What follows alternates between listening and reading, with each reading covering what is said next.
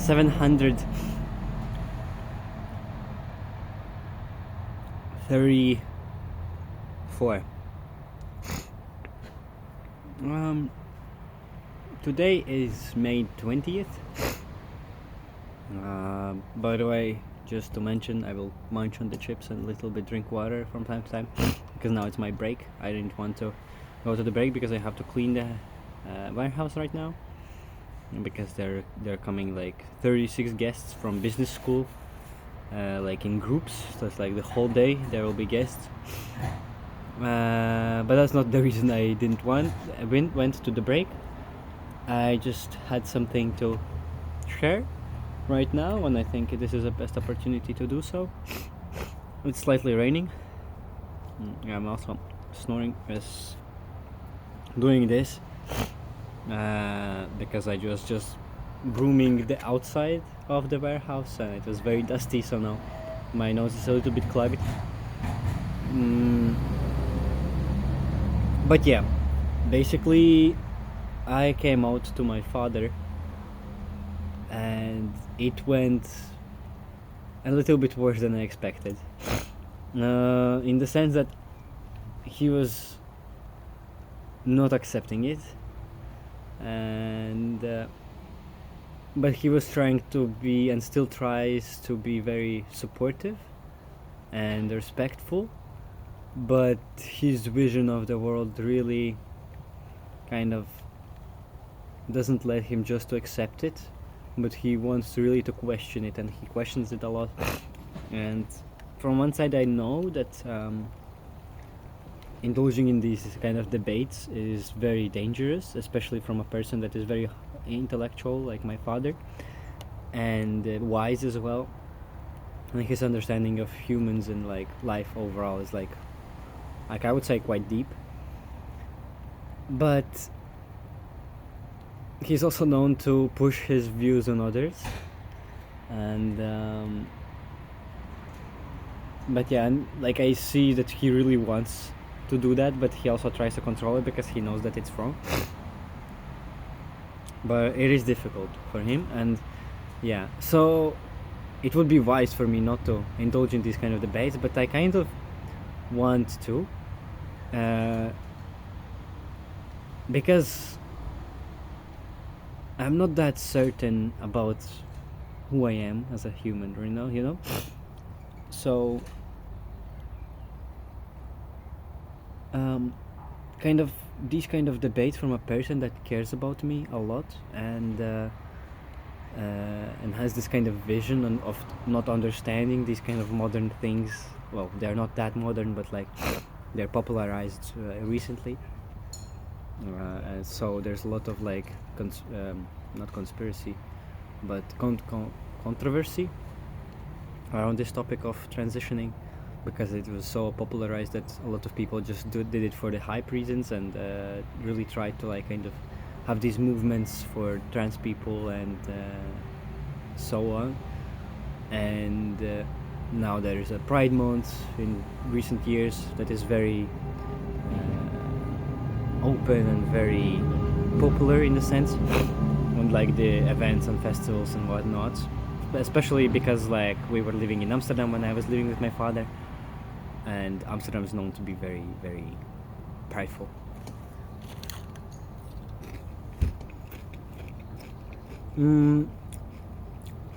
So yeah, I digressed a little bit. Basically, talking with him from his perspective about these topics, like questioning my humanity in the sense, like, is it just an idea in my head? Because if it is, it's very dangerous, although I understand that. But it's also understandable for him to mention that.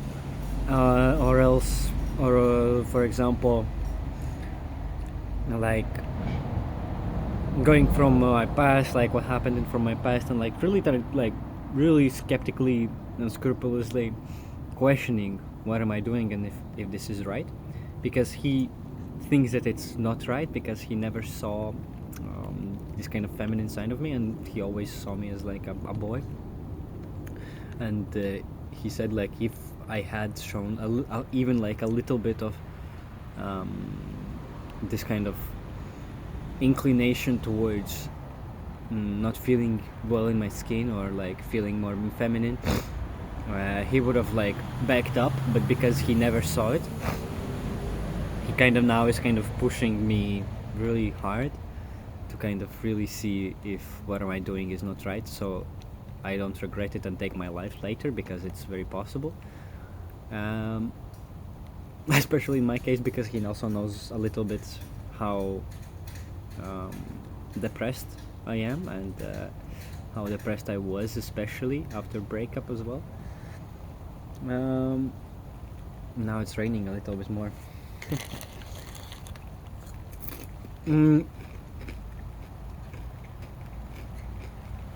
But I also answered that like I'm not going to an operation right now because I'm not trying to be reckless, and I'm understanding everything he's saying, and I was thinking about the same thing, maybe even more extreme, because I was transphobic before. Like, even if it was like because of the environment I was raised in, and like to basically to fit in, I had to be, or else I would be considered weird. So in that sense, it was kind of defense mechanism to fit into society I was in. But even if this is like kind of, in Russian there's very good word navyazana,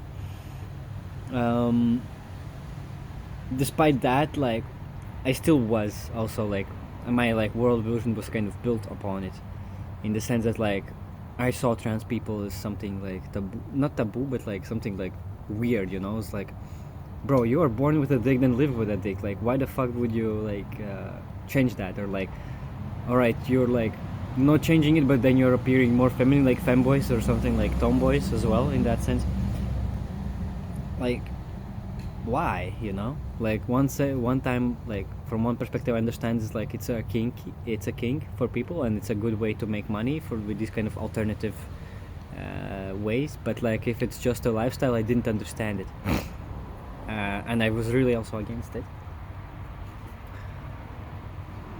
But I don't know, growing more right now, especially in recent times, in recent months and years, I started questioning, is it really the case, and is it really something like that is not really that unreasonable to do? And upon researching, upon open and unbiased look at it again, I discovered that it is not that unresponsible, let's say, or like weird. It's very human, actually.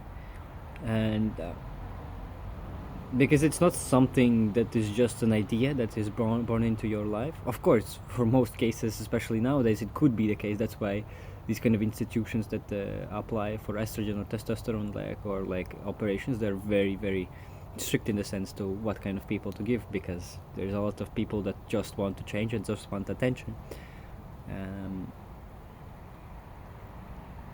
And in that sense, like, this kind of extreme change would definitely give them like this kind of attention, or like whatever they seek, even if it's short term. Maybe it's luckily long term for somebody, but like in the end, sooner or later it would die up, and then they would regret it. So they don't want to accept these kind of people.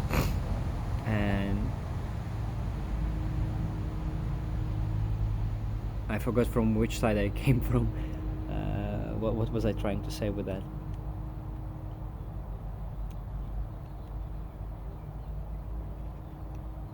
I don't remember. Wow.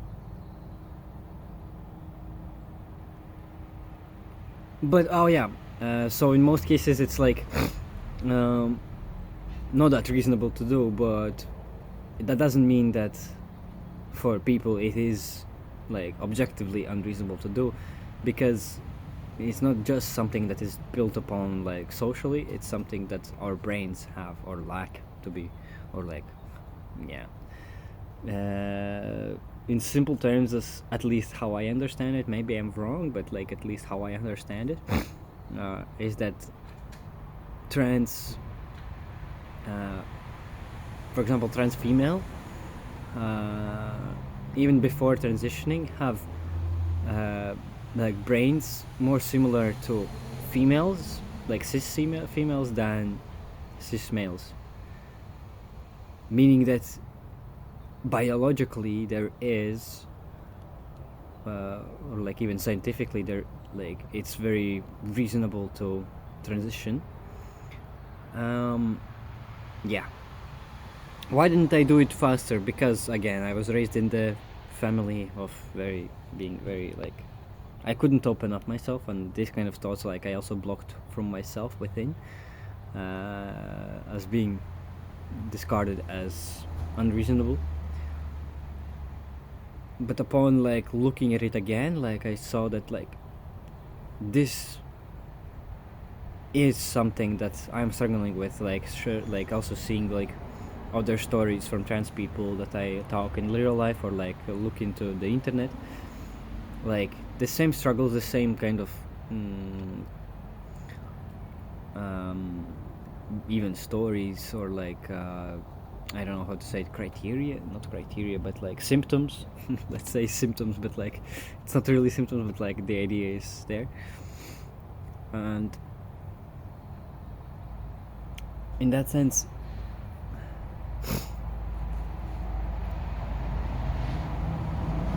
I really like, I'm very inclined to believe that transitioning is reasonable in my case.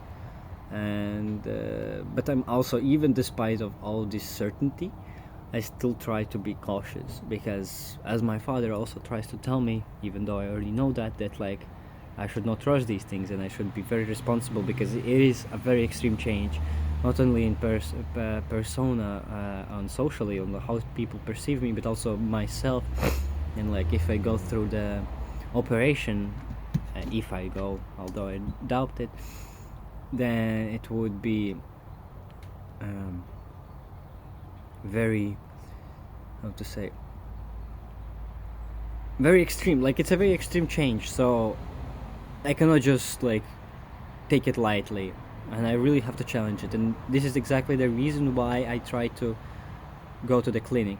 My father didn't like the idea for me to go to the clinic that specializes with the sexual like therapists, because he thinks they're kind of doing a business in the sense like that. But I really don't think it's the case. But he requested me to try to talk about these things, to get this either psychologist, psychiatrist, from a like private organization, let's say, or like just like freelancer. And the thing is, I've been trying to do that already for a long time, but in Denmark especially, it's very difficult, because I don't have money, and there's no possibilities. Like I got the referral for a psychiatrist from the Danish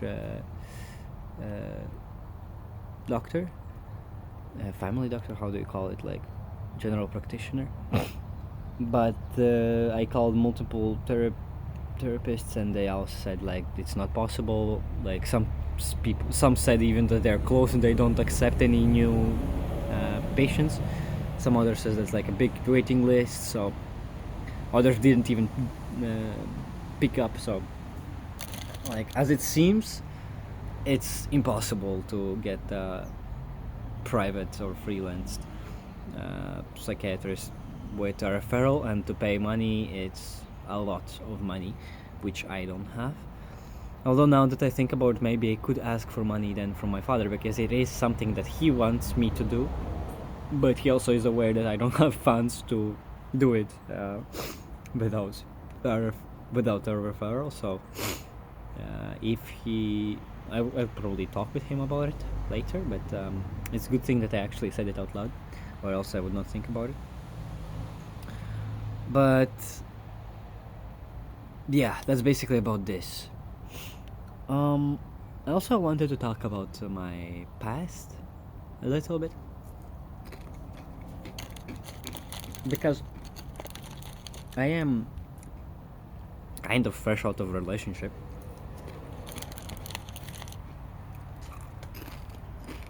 Lots of time. Okay, I don't have time to talk about it, sadly, I have to go back to work. Maybe the next video, I don't know how soon it will film, but my plan is to talk about my past, and how I dealt with breakup. So it's like a little teaser here. Cliffhanger. Yeah, so that's it. 734.